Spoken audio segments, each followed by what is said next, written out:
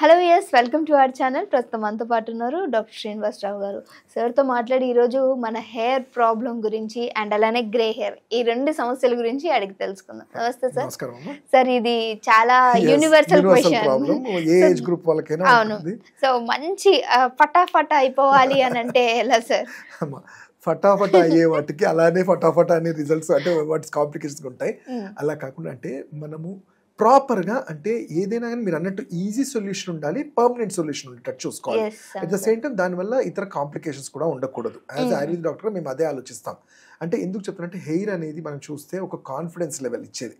అంటే మేము ఒక పేషెంట్ని అబ్జర్వ్ చేసినప్పుడు వాళ్ళకు ఉండే సిమ్టమ్స్తో పాటు వాళ్ళ స్కిన్ ఏంటి, వాళ్ళ హెయిర్ అనేది కూడా అబ్జర్వ్ చేస్తాం. ఎందుకంటే వాటిని బట్టి ఒక అంచనా వేస్తాం వీళ్ళు హెల్దీగా ఉన్నారా లేదా అనేది.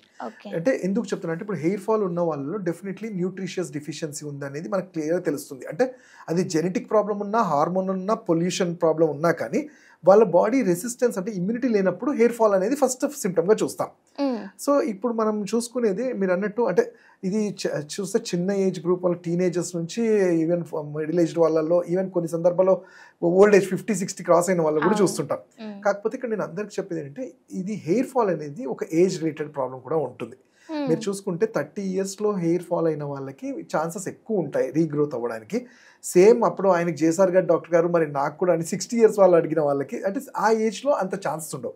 ఇక్కడ ఫస్ట్ థింగ్ నేను ఒక పాజిటివ్ నోట్ చెప్పాలి ఏంటంటే అంటే మిడిల్ ఏజ్డ్ వాళ్ళలో 30-40 yearsలో హెయిర్ ఫాల్ అవుతుంది అంటే ఫస్ట్ వాళ్ళు ఒక కైండ్ ఆఫ్ బాధలోకి వెళ్ళిపోతారు, అయ్యో నా హెయిర్ ఫాల్ అవుతుంది. కానీ అక్కడ వాళ్ళకు పాజిటివ్ థింగ్ ఏంటంటే ఎక్కడైతే జుట్టు రాలుతుందో అక్కడ జుట్టు మళ్ళీ వస్తుంది. అంటే రాలుతుంది అంటే మళ్ళీ వస్తుంది.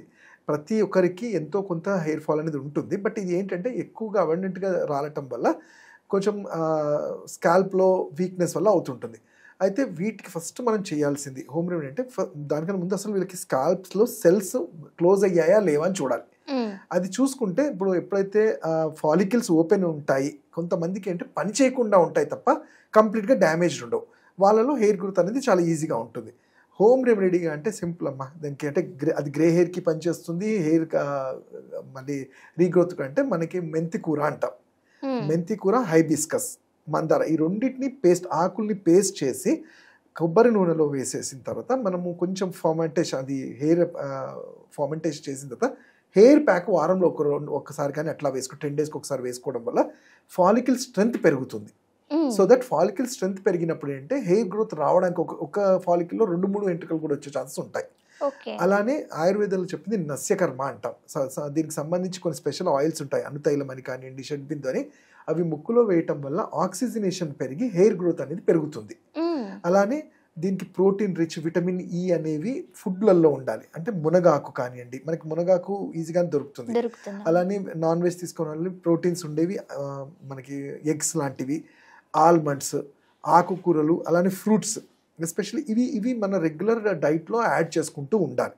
వీటితో పాటు రెగ్యులర్ ఆయిల్ అప్లికేషన్ అంటాం. ఈ ఆయిల్ అప్లికేషన్ కూడా మీరు ఇంట్లోనే రెగ్యులర్ చేసుకునేది ఒకటి అంటే సింపుల్ కోకోనట్ ఆయిల్లోనే మెంతుల్ని రాత్రంతా నానబెట్టేసి ఒక 3-4 days కొంచెం ఎండలో అన్ని పెట్టేసిన తర్వాత అది హెయిర్ ఆయిల్గా యూజ్ చేయొచ్చు.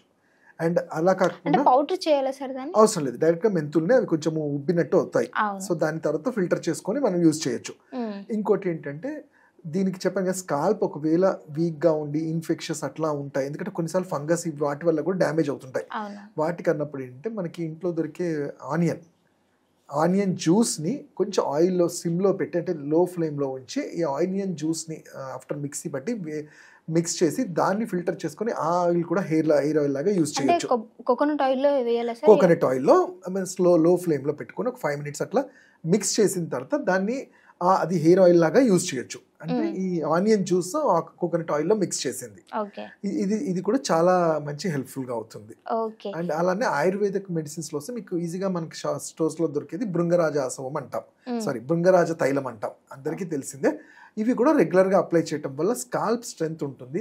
అలానే ఆ ఫాలికల్స్లో తగ్గిపోయిన మెల్నోసైట్స్ ఏదైతే కలరింగ్ ఏజెంట్ ఉంటుందో దాన్ని కవర్ చేయడానికి కూడా హెల్ప్ అవుతుంది.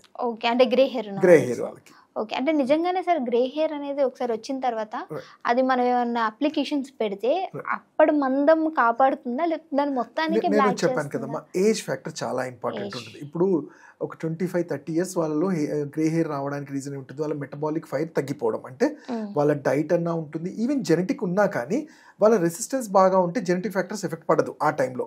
సో వీళ్ళల్లో ఏంటంటే గ్రే హెయిర్ మనం అప్లికేషన్ అంటే న్యాచురల్గా చేయటం వల్ల ఏంటంటే ఇంటర్నల్గా కొన్ని మెడిసిన్స్ ఉంటాయి, ఇవి ఇవ్వడం వల్ల ఈ కలరింగ్ ఏజెంట్ అనేది మళ్ళీ స్టిమ్యులేట్ అవుతుంది, కాబట్టి వాళ్ళకి ఆ ఛాన్సెస్ ఉంటాయి.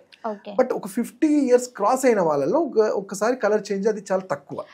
ఓకే. 50 అయిన తర్వాత అంటే ఈ 30s వీళ్ళు కరెక్షన్ ఇంటర్నల్ గా వాళ్ళ లైఫ్ స్టైల్లో చేంజెస్ చేస్తూ నేను చెప్పిన ఈ అప్లికేషన్స్ తో పాటు ఈ నస్యకర్మ ఇలాంటివి చేస్తే మంచిగా హెల్ప్ఫుల్ అవుతుంది. Okay, thank you so much sir, మంచి ఇన్ఫర్మేషన్. Thank you.